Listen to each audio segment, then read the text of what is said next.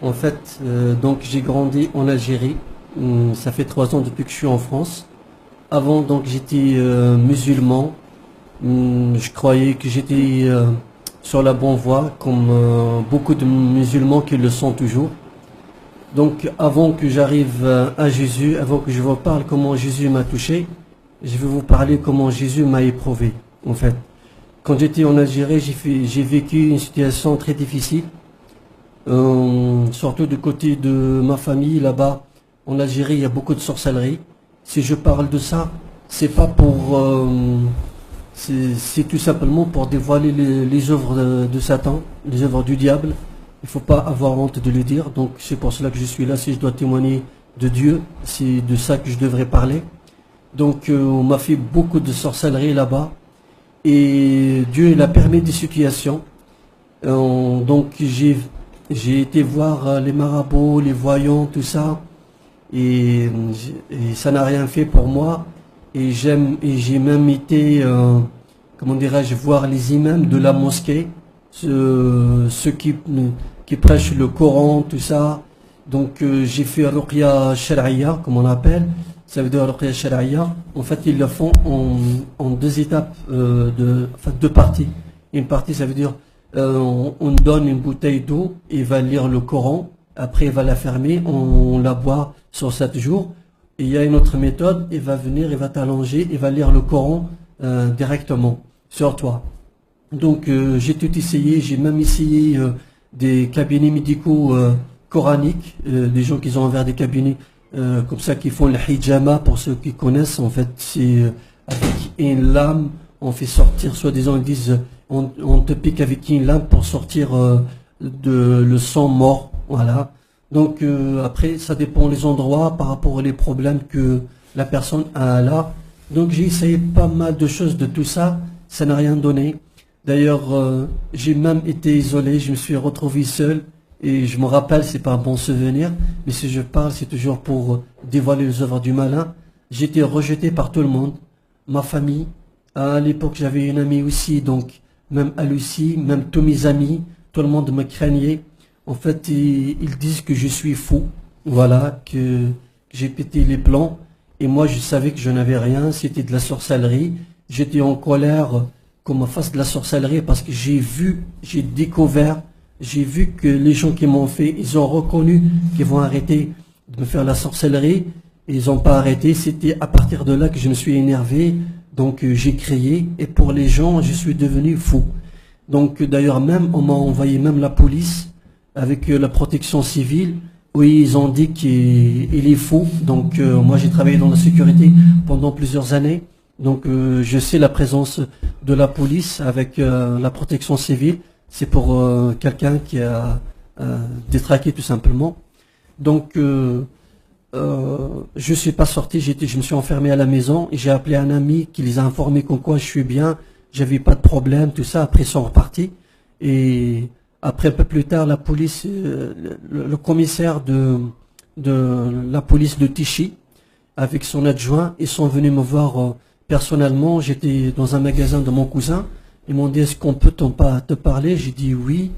Euh, donc ils m'ont dit sans façon, on a entendu que tu es fou. Je les ai regardés avec sourire. J'ai dit ok, mais pour vous, vous me voyez comment? Il a dit non, on te voit que tu es normal. Après ils m'ont proposé de passer au commissariat. Je suis resté discuter avec eux pendant 2 heures environ. Et dans ces 2 heures, on a parlé de tout, en fait, de tous les sujets de la vie, tout ça. Je me rappelle, le commissaire en personne, il s'est levé, il m'a serré la main. Je n'oublierai jamais ça, il m'a dit, mon fils, je vais te dire une chose. Tu es plus sage que moi. Il a dit, je sais pas comment ils disent de toi que tu es fou. Il m'a dit, je suis kabyle comme toi. Je sais qu'il y a de la sorcellerie, mais voilà ce que je peux te conseiller, c'est que tu vis ta vie, tu fais ta vie, tu calcules personne. Donc ça a été comme ça.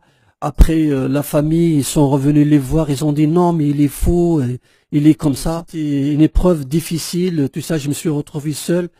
Et voilà. Après Dieu il a permis que je vienne en France. Donc et c'est comme ça que je suis marié avec ma femme Madeleine. Et je bénis le Seigneur pour ça, pour ce mariage. Donc, elle, quand elle arrive à la maison, elle est tout le temps connectée avec l'ordinateur TV de vie. Et moi, en ce moment-là, j'ai pas bien saisi, donc je regardais ma télévision, les matchs, les films, voilà, j'étais dans le monde. Donc un jour, on s'apprêtait à sortir, c'est là que j'étais en train de changer mes chaussures devant l'écran, j'étais en train de regarder, j'étais curieux, j'ai dit mais qu'est-ce qu'elle regarde là tout le temps? Bah j'étais en train de regarder et c'est là j'étais en train de pleurer, de pleurer. Après il y a ma femme qui arrive, donc j'essaie de me cacher quoi. Je me disais attends je suis un homme, il faut pas qu'elle me voie en train de pleurer, mais bon. Donc elle arrive, elle me dit qu'est-ce que t'as? Je lui dis je sais pas, j'étais en train de regarder, là je suis en train de pleurer, j'ai rien compris. Après elle m'a dit c'est le Saint-Esprit. Et je lui dis mais c'est quoi ce Saint-Esprit là? Elle m'a dit c'est l'Esprit de Dieu. Je lui dis écoute, je comprends une chose, il faut qu'on aille prendre l'adresse, on va aller à cet endroit-là. Donc je vous mens pas, quand je suis venu pour être guéri de la sorcellerie parce que j'ai tout essayé et ça n'a pas marché. D'ailleurs avant que je continue juste là, même quand je suis arrivé en France, j'ai appelé Radio Beurre FM. En fait, il y avait l'émission ils invitent un imam pour parler du Coran, tout ça. Donc je l'ai appelé, je lui dis est-ce que vous faites Ruqya Shar'iyya? Il m'a dit moi je fais pas, mais j'ai un ami qui fait. Donc il m'a donné le numéro de son ami. J'ai été allé le voir et j'ai carrément pris un abonnement chez lui. Et ça n'a rien donné pour moi. D'ailleurs même lui-même il était étonné. Il me dit Mourad mais je comprends rien. Je lui dis quoi? Il m'a dit mais j'enlève aujourd'hui, demain ça revient. Après, je lui ai dit, mais c'est pour ça que j'ai pris un abonnement chez toi, c'est pas juste comme ça. Donc, après cela, j'ai senti, c'est comme si je trouve pas de solution. Donc, Dieu, il a permis que je vois de tout, que j'essaye de tout. Mais la solution, je l'ai pas trouvée. Je me rappelle juste quand je leur disais, quand j'étais au pays, vous avez le diable, moi j'ai Dieu. Même si le Dieu en qui j'ai cru avant, j'ai cru que c'était Allah, mais finalement, j'ai découvert que c'est Jésus-Christ de Nazareth et je suis fier et je le bénis de me toucher. Donc, après, j'étais en train de regarder, on est venu en réunion de réveil, je suis venu pour la guérison. Quand j'étais reparti avec Jésus-Christ. Après 2 mois, je suis revenu quand j'ai le temps, je reviens de temps en temps. Et c'est comme ça que j'ai commencé à m'intéresser à la parole. Et le 10 mai, c'est là que je me suis baptisé. Et à partir de là, mes frères et sœurs, ma vie a changé. En fait, les richesses de Dieu, c'est pas l'argent. Dieu Jésus-Christ, bien sûr. C'est pas l'argent, c'est pas autre chose. C'est l'amour, c'est la paix, c'est la santé, c'est toutes les bénédictions qu'on peut avoir, qu'on peut pas acheter avec de l'argent. En tous les cas, depuis ce jour-là, ma vie change et je suis sur un chemin plein de lumière, plein de joie. J'ai beaucoup de paix en moi, car avant j'étais pas comme ça, j'étais stressé, je m'énervais pour rien, pour un rien, je m'énervais. Mais maintenant, ce n'est plus le même Mourad. Et je bénis le Seigneur pour tout ça, car c'est lui qui nous a créés, c'est lui qui nous touche, c'est lui qui fait de nous ce qu'il veut.